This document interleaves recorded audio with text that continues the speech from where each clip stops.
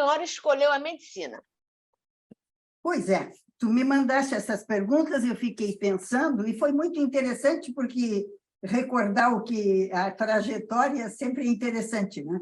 Então, eu tive pensando, e muitas e diferentes razões existem para as pessoas fazerem medicina. Ou porque tem algum modelo que a gente queira se espelhar, algum modelo na família de um profissional exitoso, ou porque quer estabilidade profissional, seja questão financeira.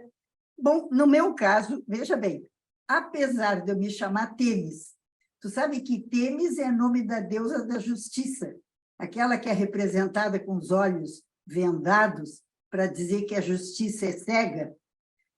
Apesar do meu pai ser um advogado apaixonado pela profissão, daí eu tenho esse nome, e de não ter ninguém médico assim mais próximo na família, reza o folclore familiar que eu, desde pequena, disse que ia fazer medicina. E, inclusive, contam que, quando eu ganhava bonecas, eu abria para ver eu as abria para ver o que tinha dentro.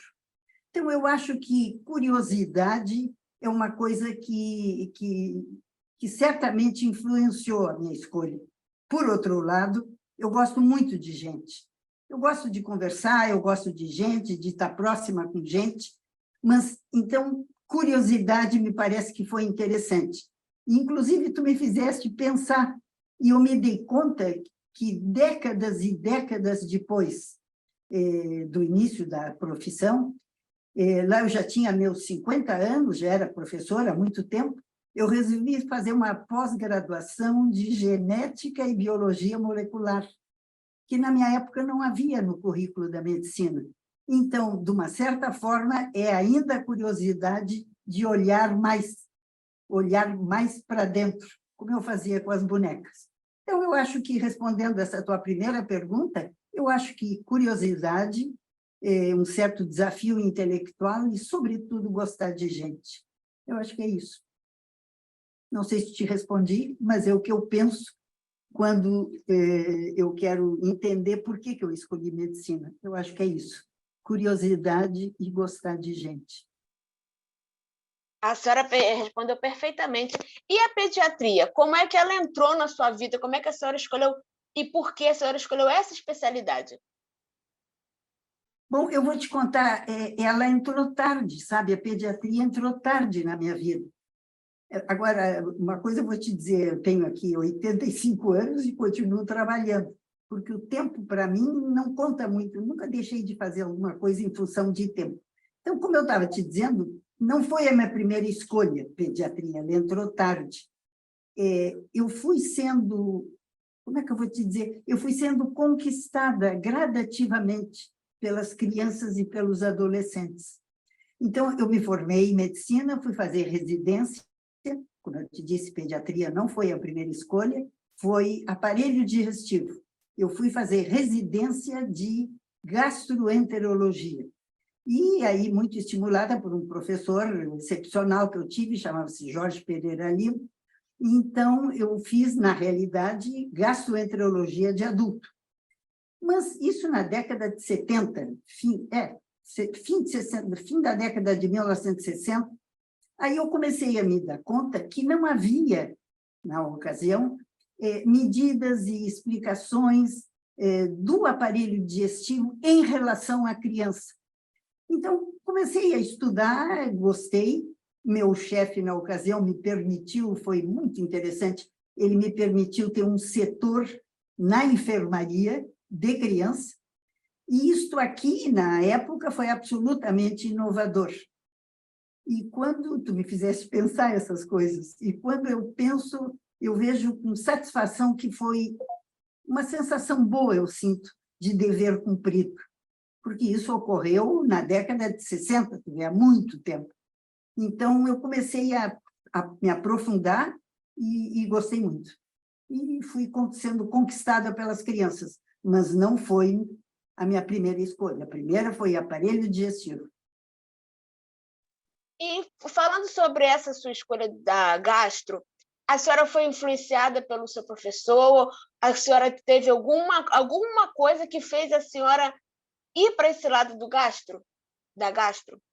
Bom, eu acho que isto é interessante, porque eu acho que aí fica muito saliente a figura do mentor, a figura do professor. Acho que é fundamental. E, como eu te disse há pouco, eu tive como modelo um professor que era brilhante, professor Pereira Lima, exigente ao máximo, crítico, severo e permanentemente controlando a gente, uma cultura médica realmente assim invulgar. E aí eu me dou conta que eu ainda não tinha me formado, ainda como aluna, no 6º ano, eu o procurei para fazer um estudo. Foi o primeiro estudo científico que eu fiz. E isso, na ocasião, não mais agora, mas na ocasião se chamava doutoramento. E fiz o meu primeiro estudo, que foi icterícia em recém-nascido prematuro. Olhando agora, décadas depois, 60 anos depois, eu me dou conta que aí, antes de eu me formar aí já estava mais ou menos definido os 2 temas que me encantariam e que me conduziram o meu interesse pela minha vida fora, que as doenças do fígado, o funcionamento do fígado, as suas doenças e a repercussão disso nas crianças. E aí, vou te contar. Então, iniciei a gastroenterologia pediátrica aqui no sul do país, não havia nada. E, nesse meio tempo, isso já é início da década de 70, de muito tempo, na década de 70, chegou dos Estados Unidos um colega pediatra no Rio de Janeiro, chamado Aderbal Sabrá. Sabrá chegou, ele tinha feito formação em gastroenterologia, e em Petrópolis, no Rio de Janeiro, ele fez uma primeira reunião. E para essa primeira reunião, ele chamou 6 colegas. Ele, evidentemente, que organizou, de São Paulo, Ulisses Fagundes Neto, Jamal Veba, de Belo Horizonte, Francisco Pena, o Chico Pena, de Brasília, Myron Lima, e eu aqui do Sul, éramos 6. E esses 6, então, estipulamos, vamos dizer assim, o início da gastroenterologia pediátrica e originamos o primeiro departamento da Sociedade Brasileira de Pediatria com interesse em aparelho digestivo. Foi isso. Então, um mentor muito especial e depois a oportunidade de ser convidada por colegas já pediatras para constituir esse primeiro time de gastroenterologia. Então, eu acho que essa tua pergunta, eu tenho as tuas perguntas aqui que tu delicadamente me mandaste. Tu me perguntaste como é que a pediatria entrou na minha vida. Entrou dessa maneira, tarde, mas definitivo. E falando aí essa questão da senhora ser com esse grupo pioneiro de gastro aqui no Brasil, a senhora também foi a fundadora do programa de transplante de fígado, né, do Hospital de Clínicas de Porto Alegre. Como é que foi a criação desse programa? Qual foram os desafios que a senhora enfrentou e os seus colegas? Bem, Como é que foi? Isso foi muito depois. Aí eu já trabalhava, já tinha feito vários concursos, e já tinha entrado, tinha feito o departamento de pediatria, a prova, já era professora de pediatria e de gastroenterologia na Universidade Federal do Rio Grande do Sul e na Universidade das Ciências da Saúde, hoje em dia, que chamava-se Faculdade Católica. Enfim, para te dizer que foi muito tempo depois, eu já tinha montado aqui um serviço bem constituído, recebíamos pacientes de várias partes do país, dentro da gastroenterologia, eu sempre me dirigi mais para fígado e vias biliares, e me dei conta que eu não podia ajudar integralmente os pacientes se eu não tivesse um programa de transplante, porque, na ocasião, os pacientes mais complexos, nós encaminhávamos para São Paulo, para fazer o transplante lá, porque não havia no sul do país nenhum programa dirigido a criança. Então, eu pensei que deveria completar, tu me entende? Completar o tratamento, porque nós diagnosticávamos, o hospital de clínica extremamente bem aparelhado, nós conseguimos fazer diagnósticos muito importantes e detalhados, mas o tratamento falhava, porque só tínhamos até um certo ponto. Então, me dando conta disso, eu comecei a tentar sensibilizar colegas para, numa equipe multidisciplinar, criar transplante. Porque não havia no Hospital de Clínica na época, isso década de 80, não havia transplante nem de adulto. E isso é uma coisa original, porque, em geral, os programas pediátricos, em hospitais gerais, os programas pediátricos, eles ocorrem depois de adulto, de ter um bem definido de adulto. Mas nós não tínhamos. Mas o presidente do hospital ficou sensibilizado, concordou com as minhas ponderações, e começamos, então, e isso levou quase 3 anos, vê só, a estruturar um programa, que até então era inexistente, completamente. E 3 anos depois, quase 3 anos depois, em março de 85, nós transplantamos a primeira criança. Transplantamos pelo SUS, no Hospital de Clínica de Porto Alegre, o nosso primeiro paciente. Então, eu vou te dizer que, como é que eu vou... Como médica, não acho que foi a experiência maior, mais significativa que eu tive na vida, foi acompanhar os pacientes com transplante. Na época, nós não fazíamos o transplante na modalidade intervivo, tu sabe, em que o doador pode ser uma pessoa viva, em que doa um fragmento do fígado. Na época, os doadores eram sempre cadavéricos. Então, ver a experiência vivida de compartilhar, de um lado, a esperança de vida de um paciente que vai receber transplante, e, de outro, a dor das famílias que perdem alguém, eu vou te dizer, muda a gente para o resto da vida. Então, acompanhar no todo dia do hospital foi uma coisa fantástica.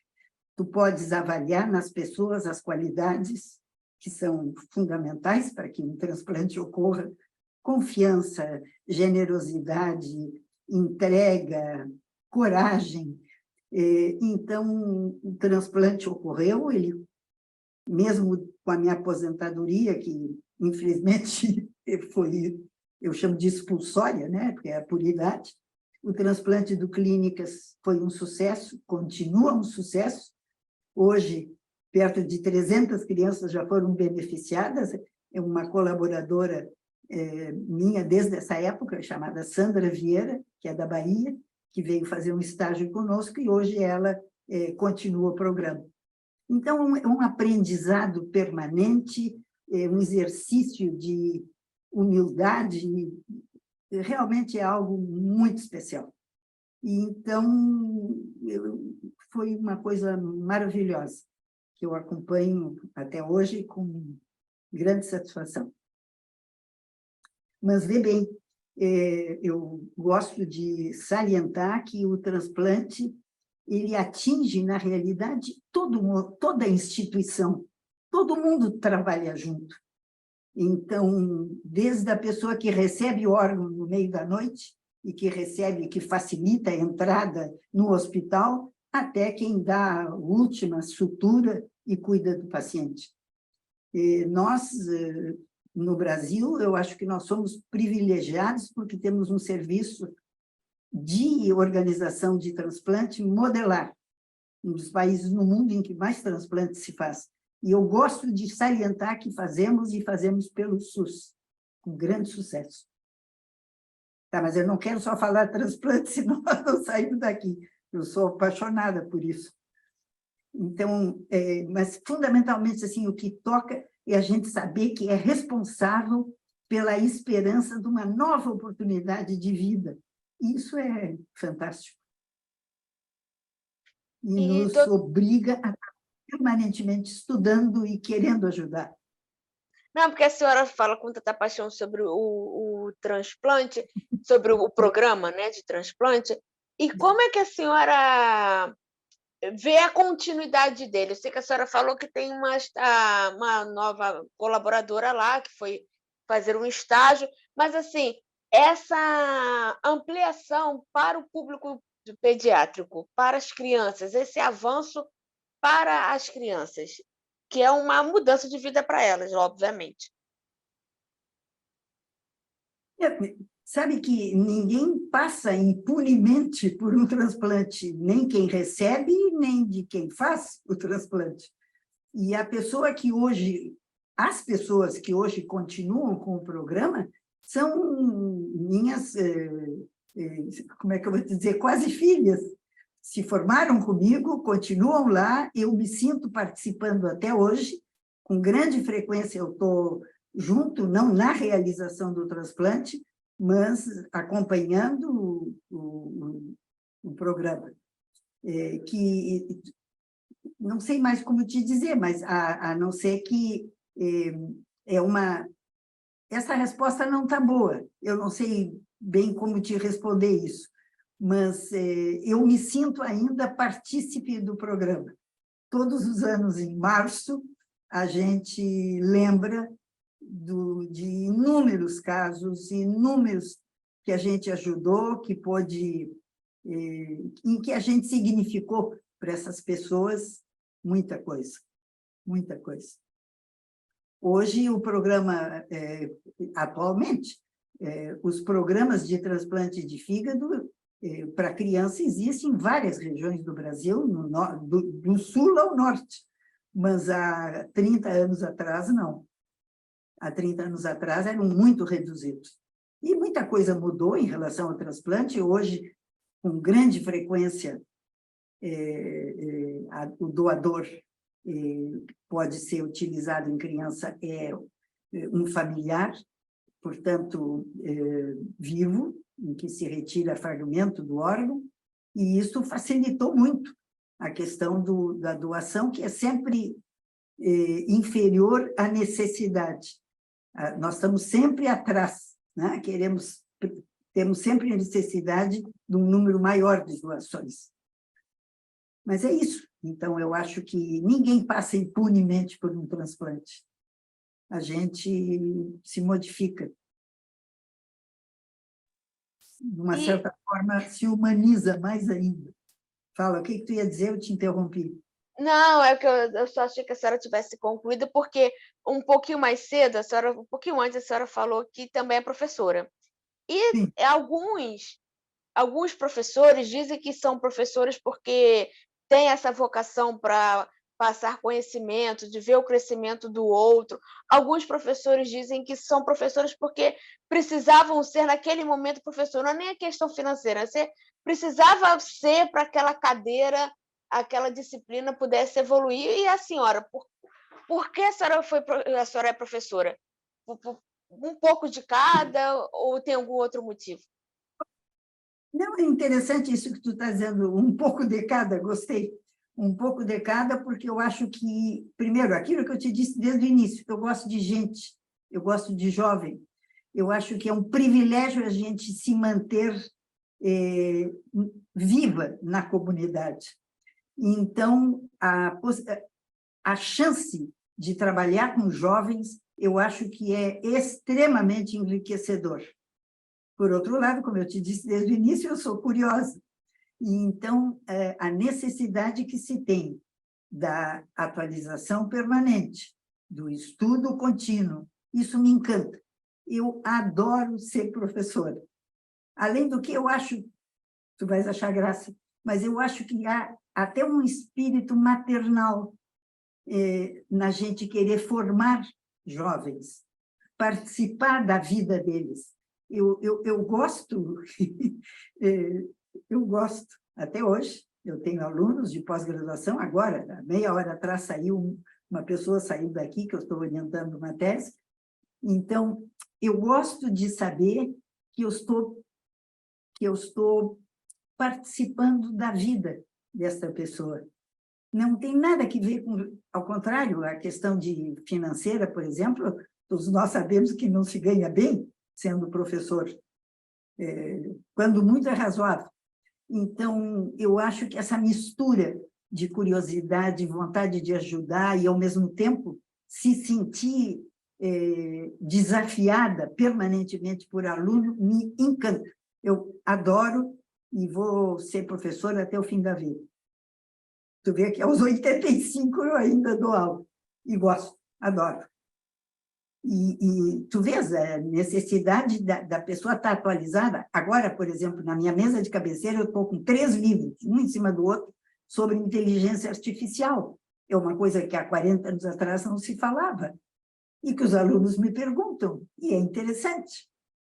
Na minha área, por exemplo, hepatologia, né, fígado, recentemente eu recebi da Associação Norte-Americana, que eu sou sócia, eu recebi um material maravilhoso sobre inteligência artificial e fígado. Então, isso eu passo para os alunos e gosto de saber que eu participo do futuro deles. Eu acho que é isso. Para a senhora, o que significa Academia Brasileira de Pediatria? Bom, eu penso, vê bem, eu penso que o conceito mais significativo para um médico, vê bem, não me entende mal, o conceito para um médico mais significativo não é o que a sociedade tem dele, e até mesmo nem o que os pacientes fazem dele. Acho que a coisa mais importante é o conceito que dele fazem os seus colegas. Então, é isto. Ter sido eleita pelos colegas para integrar a Academia Brasileira de Pediatria, tu podes imaginar, é, portanto, para mim, um orgulho muito grande. A cadeira 18, que antes tinha sido o Braga, depois o Israel Cati, e aí eu surjo. Bom, então, pertencer a essa organização, uma organização sabidamente de elite, de profissionais que têm interesses comuns, e saber que eu posso colaborar na solução, vê bem, não apenas na solução, mas levantar questões, problemas, que afetam as crianças brasileiras e as suas famílias, tu sabe que realmente é um privilégio. Então, respondendo à tua pergunta, o que significa para mim é que o conceito dos colegas, conceito que de mim fazem os colegas, foi bom. E eu pertenço a esse grupo. E pertencer a um grupo é fundamental. E este grupo me deixa envaidecida. Eu queria que a senhora falasse o que a Academia Brasileira de Pediatria representa também para os outros pediatras e para os novos pediatras. O que para a senhora ela representa? Qual é a representatividade da academia? Bom, eu já te disse que, em termos pessoais, para mim, foi assegurar que eu tenho um bom conceito e que os pares me deram essa alegria. Tu sabes, eu recordo perfeitamente quando eu ingressei na academia, isso foi em 2014,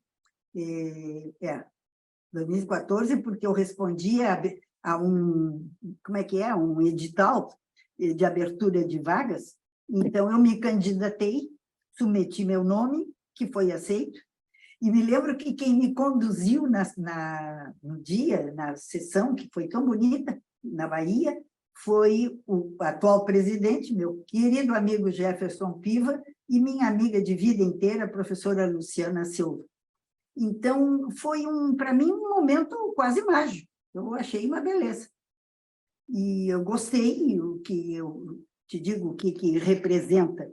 Eu acho que como é que eu vou te dizer? Eu acho que é extremamente significativo pertencer a este grupo.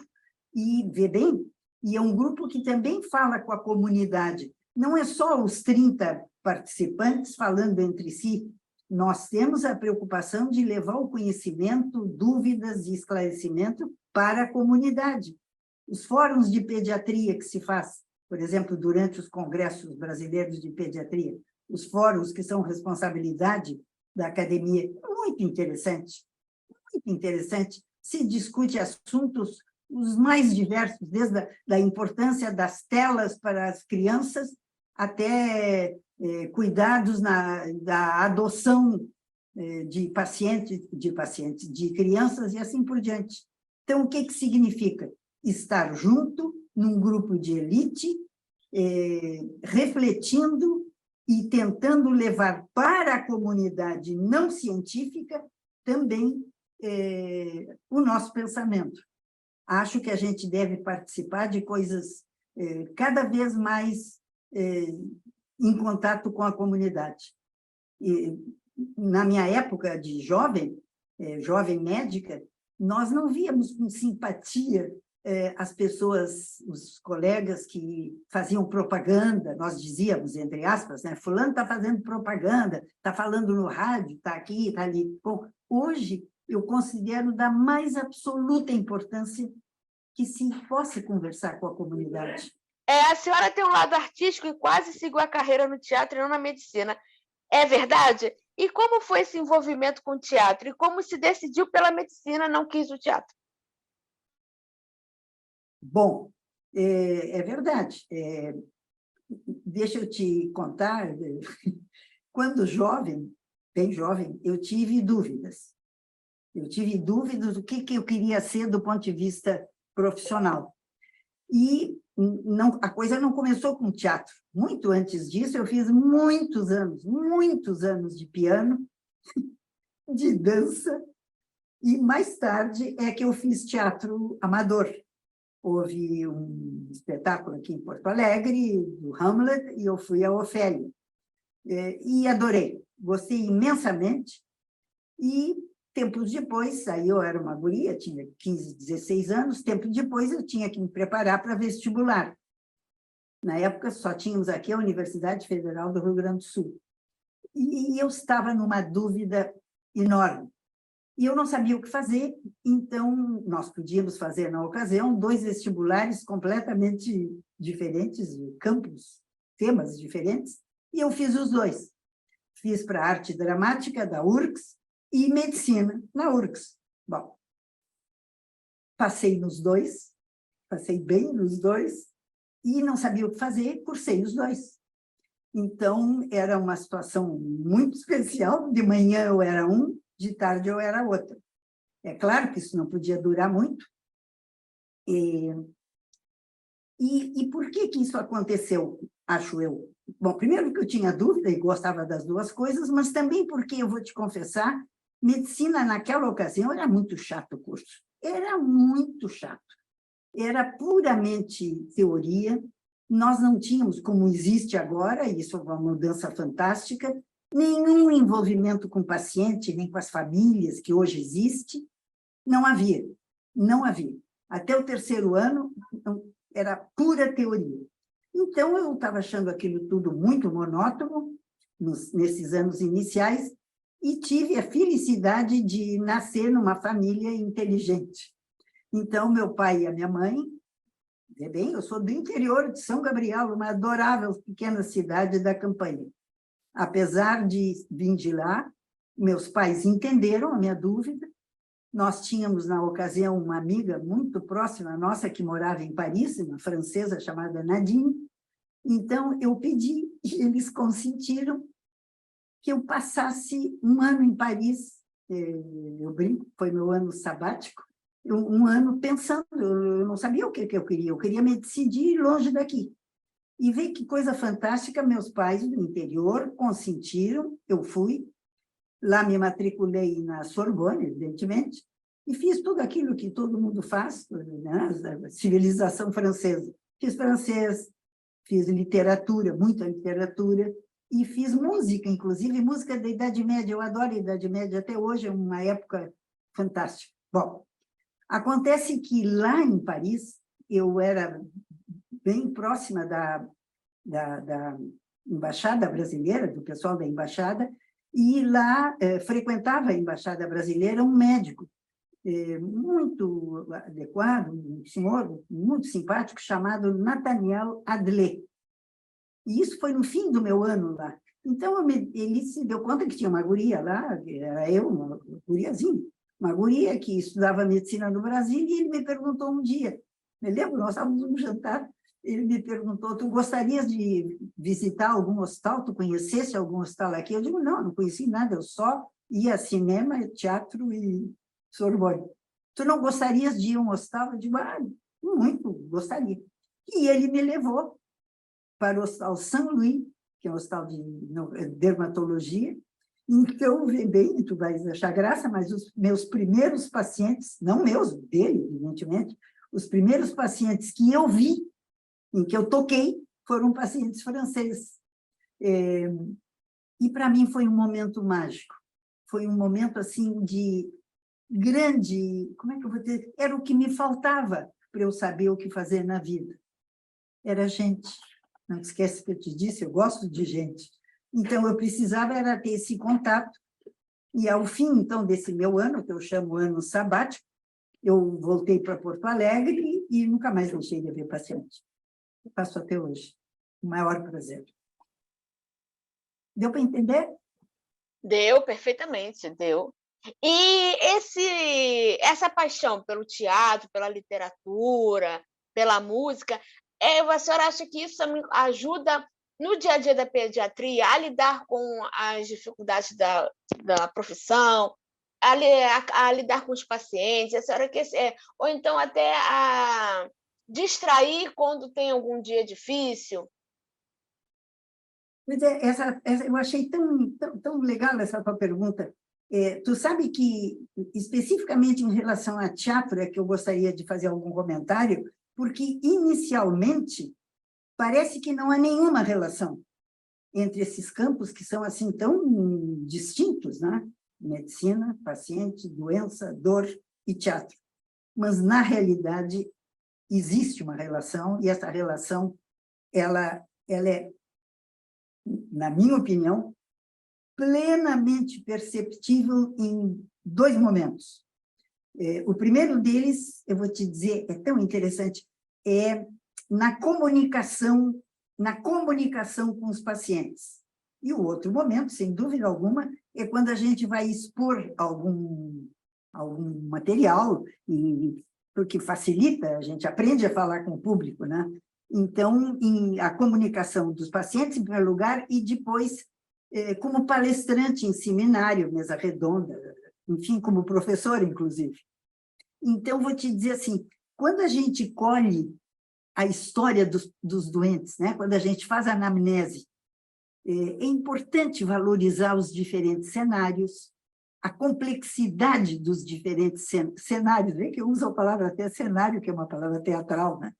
Então, assim, o cenário onde está inserido aquele paciente, as histórias deles, o comportamento, a capacidade de se colocar no lugar do outro, com empatia, isso, viver outra vida, isso, como é que eu vou dizer? E a gente aproveita, então, a habilidade que se desenvolveu no teatro, sobretudo quando a gente faz, por exemplo, treino de improvisação no teatro. A gente, muitas vezes, tem que improvisar numa consulta. Muito interessante. E isso eu acho que pode ajudar o dia a dia do médico clínico, no consultório. Por outro lado, eu tenho certeza que tu sabe, existem estudos robustos, sérios, bem conduzidos, internacionais, de vários tipos, que mostram para alunos de medicina, os alunos nos anos iniciais de medicina, até para refinar a sensibilidade dos alunos, mostram como o que significa ter uma deficiência grave. Então, vê bem, existem estudos em que colocam tampões nos ouvidos dos pacientes, não dos pacientes, dos alunos, para que eles sintam o que sente um paciente surdo. Existem estudos extremamente interessantes em que colocaram, por exemplo, pedras, seixos, nos sapatos, para que os alunos sintam como um paciente com claudicação intermitente, com dificuldade de deambulação, enfim, vários tipos, clássico, colocar venda nos olhos, apagar todas as luzes para ver como as pessoas se sentem privadas de visão, né? Então, vê bem, no fundo, isso é teatro, isso é viver outra vida, é teatro colaborando como é que eu vou dizer, no dia a dia do cuidado médico. Então, eu acho que isso é bom. E o teatro, não é que a gente vai representar para os pacientes, mas a possibilidade de viver outras vidas e de aprofundar e ver através, que é o que a gente faz com o teatro, eu acho que ajuda. É um dia a dia médico que pode ser ajudado pelo teatro. Só falando no teatro. Nem vou falar em outras artes, música e pintura e etc. Né? Teatro é a que eu mais vivi. Eu acho que é isso. Acho que é isso. Importa, sim. Há relação, existe relação e ela é positiva. E, doutora, para terminarmos, a senhora tem algum conselho para os novos pediatras, os jovens pediatras, ou alguma coisa que gostaria de ter ouvido quando começou a sua carreira e não ouviu, e eu gostaria que os próximos já soubessem? Essa pergunta vale $1 milhão, eu acho. É bem... Eu tive pensando o que eu gostaria. Eu gostaria de ter tido um melhor conhecimento de várias coisas, mas uma delas, sem dúvida alguma, é de alguns aspectos da história da medicina. Por exemplo, todos nós conhecemos, sabemos, o juramento de Hipócrates, 400 anos antes de Cristo. Todo mundo conhece o juramento de Hipócrates, mas os aforismos de Hipócrates pouco conhecem. E o primeiro deles, eu gostaria que me tivesse sido apresentado. O primeiro deles eu escrevi, está aqui na minha frente, escrevi para te dizer, supondo que tu não saiba, eu escrevi, vê que coisa bonita. O primeiro aforismo: a vida é curta, a arte é longa, a ocasião fugidia, a experiência enganadora, o julgamento é difícil. Então, vê bem, para mim, esse aforismo mostra de uma maneira exemplar o perigo que é do conhecimento adquirido apenas pela experiência. Não é que não se valorize a experiência, claro que valoriza, mas ela é menor. Ela é menor. O que realmente interessa é a qualidade. A qualidade que a gente só adquire na academia, na universidade, na biblioteca, no estudo, sendo aluno e professor. Eu me lembro, eu tive um professor maravilhoso chamado Mário Rigato, e ele dizia: isso tudo a gente adquire na pesquisa, porque a pesquisa é que é o real, a pesquisa é que é a real semente do progresso. Então, o que eu gostaria que me tivessem dito? É que experiência não é tudo, que a gente tem que estudar, porque o progresso vem do estudo. E tu vais rir de mim. Eu estou completamente à vontade te dizendo bobagens e coisas menos bobas, mas uma delas eu vou te contar. Isso é coisa de velha. Eu tenho 85 anos, tu vê? Coisa de velha. Eu adoro mitologia. Adoro mitologia. E eu gosto imensamente da imagem do deus romano chamado Janus, que, aliás, origina o mês de janeiro, o início do ano. E Janus, ele tem duas faces. Uma, e para mim, essas duas faces representam os dois caminhos que se tem. As duas faces, uma, em relação à pediatria, estou falando, né? Uma representa o presente, a outra representa o futuro. A que representa o presente nos mostra a importância do cuidado permanente, vacinar as crianças, orientar os pais, falar com a família. Isso é o presente, é o que tem que fazer. Mas o futuro, que é a outra face, esta é a expectativa, essa é o progresso, essa é o que virá com a pesquisa, virá trazida pela pesquisa. É a inovação, é a inteligência artificial, é os novos tratamentos para câncer, e por aí vai. Então, Janus, para mim, é a nossa vida. A gente tem que temos duas faces. A gente não pode ficar só no presente, a gente tem que olhar o futuro, independente da idade.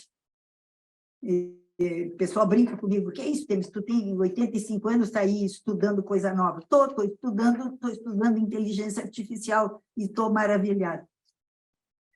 Muito bem, eu acho que a gente conversou, tu me tiraste uma série de opiniões que eu nem sabia que, assim, reflexões que me são muito caras. Muito obrigada.